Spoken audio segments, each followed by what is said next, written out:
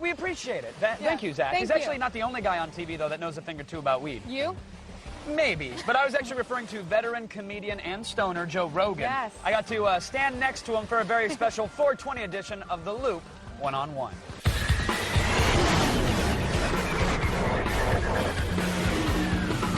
Joe Rogan is a comedian and host who is a big advocate of the legalization of marijuana. So, Joe, you've been incredibly outspoken when it comes to marijuana, being a proponent of it. Why is that? Why did you decide to embrace that? Well, first of all, I don't think there's anything wrong with being honest. I don't think there's anything wrong with being yourself. Why is it that pot or weed still have a negative perception? Well, I mean, they've done a really good job of creating a lot of propaganda, and there's been a lot of money behind it.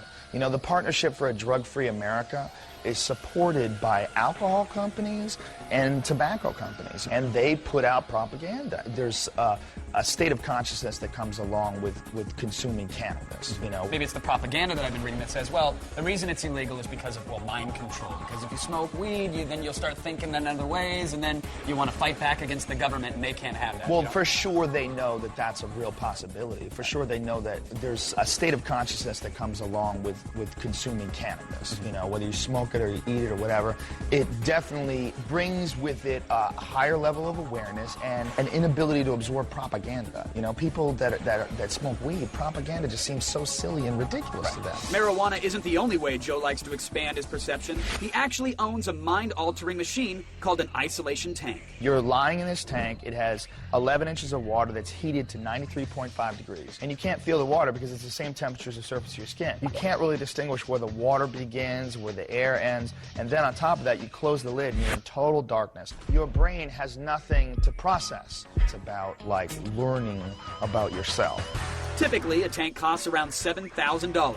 And if you want more information on them, just go to Joe Rogan's website. You don't have to smoke pot, right? But it shouldn't be illegal. It should be completely 100% legal. It changes your state of mind, and, you know, just it calms you and relaxes you, and it doesn't kill anybody. So what are you doing for 420? I'm gonna get home. Joe, thanks for your time, man. Thank you. Really appreciate it.